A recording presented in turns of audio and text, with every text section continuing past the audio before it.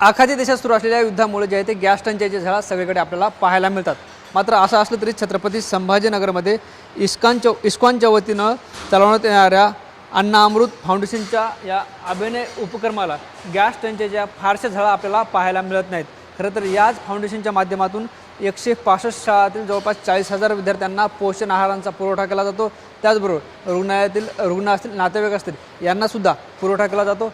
सौर ऊर्जा असेल, इलेक्ट्रॉनिकच्या सहाय्याने जे आहे ते या ठिकाणी हे सगळं अन्न तयार केलं जातं। म्हणून गॅसचा फारसा वापर या ठिकाणी होत नसल्यामुळं जे आहे ते हे अन्नछत्र आपल्याला सुरू असल्याचं पाहायला मिळतं। या अन्नछत्राचे व्यवस्थापक सुदर्शन पोटभारेसुद्धा आपल्यासोबत आहेत। त्यांच्यासोबतसुद्धा आपण या ठिकाणी संवाद साधणार आहोत। काय सांगाल सर, ज्या पद्धतीनं गॅसच्या झळा सगळीकडे पाहायला मिळतात मात्र आपल्या अन्नछत्रावर फारसा परिणाम याचा जाणवत नाही। नमस्कार। इस्कॉनच्या अण्णामृत फाउंडेशनमध्ये सुरुवातीपासूनच आपण मोठ्या प्रमाणात आहार बनवत असल्यामुळे कमीत कमी पारंपरिक इंधनांचा उपयोग होऊन आहार कसा बनेल अशी व्यवस्था ठेवलेली आहे आणि त्यात क्रमाक्रमाने आम्ही अपडेट करत गेलो। म्हणजे 2012ला जेव्हा सुरुवात केली तेव्हा कुकर्स कमी होते, सोलार नव्हतं, नंतर सोलार ॲड केलं आणि आता जी बॉयलर्स आहेत आमची, ज्यातनं मेन वाफ निर्मिती होते, हे ब्रिकेट्स इलेक्ट्रिसिटी आणि सोलारनी इलेक्ट्रिसिटी जनरेट होऊन गरम पाणी यावर वाफ निर्मिती होते आणि त्यावरच पूर्ण आहार 90% शिजतो, 90 ते 95%। आणि त्यामध्ये फोडणी ॲड करायचं जे काम आहे, ज्यामध्ये तळणे किंवा फोडणी ॲड करणे, ज्याच्यासाठी आम्हाला LPGचा आवश्यकता भासते। सर, साधारणपणे आता आपण किती शाळांना इथं पोषण आहार पुरवतो आणि किती लोकांना इथून जे ते अन्नदान होतं? पंतप्रधान पोषण शक्ती निर्माण योजनेअंतर्गत जो शालेय पोषण आहार योजना आहे त्या अंतर्गत आम्ही साधारणतः 35 ते 40,000 विद्यार्थ्यांना इथं सेवा देण्याच्या नियोजित आहोत। रोज हे काम चालतं, सोमवार ते शनिवार।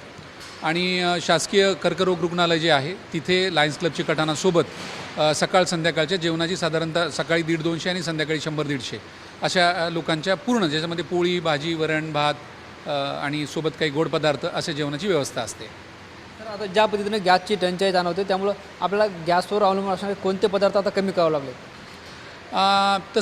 जसं मी म्हणालो की आमचा जो मुख्य मेनू आहे तो तांदूळ, डाळ, कडधान्य, भाजीपाला आधारित आहे, त्यात कुठला बदल झालेला नाही।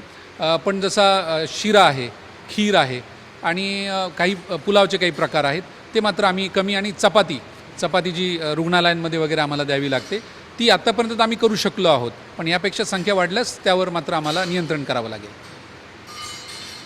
निश्चित आपण बघतोय अण्णा अमृत फाउंडेशनचे व्यवस्थापक आपल्यासोबत होते, सुदर्शन पोटभरे। ज्या पद्धतीने सांगितलं की गॅसचा तुटवडा झाला असला तरी ज्या ठिकाणी सौर ऊर्जेच्या माध्यमातून अन्न बनवलं जातं त्यामुळे जे ते फारसा परिणाम या गॅस टंचाईचा अजून तरी त्यांच्यावर जाणवला नाही। मात्र भविष्यात गॅस टंचाई अधिक तीव्र झाली तर काही पदार्थ जे आहे ते कायमचे कमी करावे लागतील। कॅमेरा पर्सन हर्षल निकमसर, ज्ञानेश्वर लोंढे, TV9 मराठी, छत्रपती संभाजीनगर।